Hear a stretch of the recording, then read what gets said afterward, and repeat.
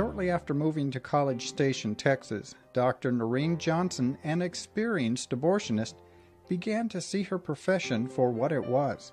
One of my colleagues said to me, "So, Dr. Johnson, are you planning to do abortions?" Now, I had no idea of how conservative this town was. I thought I was bringing into town a service that was lacking.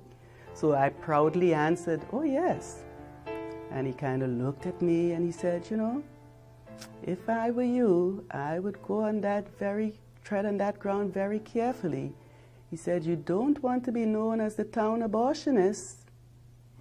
Those words stuck with me, so I decided, okay, I could continue to do abortions, but I'll do them very clandestinely.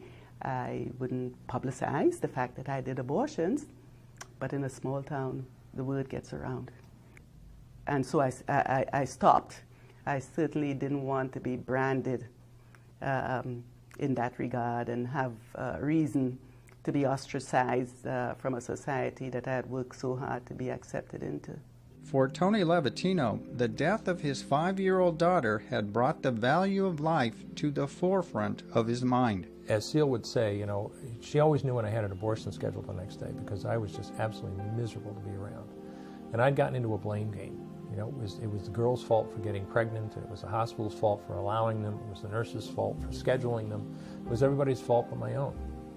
And between the loss of our daughter and the way we were not together and all of this, she literally packed a bag one night and was ready to go. I was taking our son and I was leaving. And I just looked at him and I said, it's not the girl's fault, and it's not the hospital's fault, and it's not the nurse's fault. It's your fault. If this is causing you so much pain, why don't you just quit? And what was your response to that?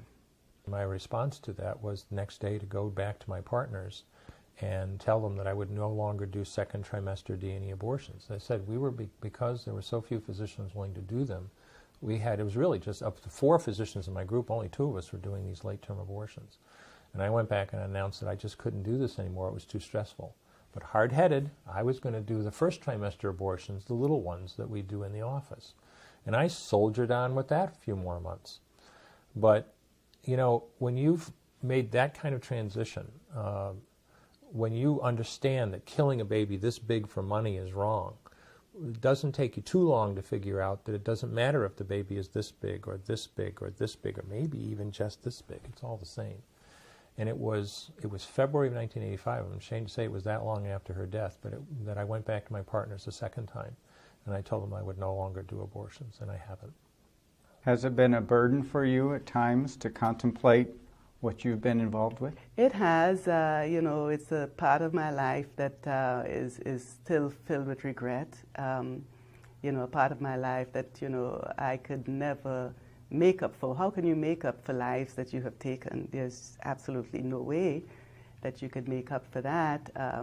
I had to go through a process of healing myself. You can know that God's forgiven you, and thank God for that. But yet, in your heart, you have to come to grips with the gravity of what you've done, and you have to reverse that process of dehumanization, desensitization that you had undergone. To bring yourself back to that person that you were, before you got involved in doing that type of work. How do you make up for killing somebody? I mean, how do you make up for that? We run into this. I mean, I know I went through it. I know that, and we see it all the time. And the pro-aborts always talk about, well, what are you talking about post-abortion stress? All we ever see in our patients' faces is relief. And they're absolutely right. They are absolutely right. As an abortionist, the first emotion I ever saw in my patients' eyes was relief. It's over. The stress is over. The problem's solved. But it isn't always solved. And they, when somebody, and again, I can understand that when you run an abortion clinic, you see somebody come in, they get their abortion, they're out of there, and you may never see them again. When you do it, I wasn't running an abortion clinic. I was in a regular OBGYN office. These were my patients. And I kept on seeing them afterwards. And I could tell you numerous stories of women who would come in with all kinds of problems, infertility or all kinds of problems afterwards, who realized years later perhaps that they may have thrown away their only chance at having a child. Women never get over the abortion.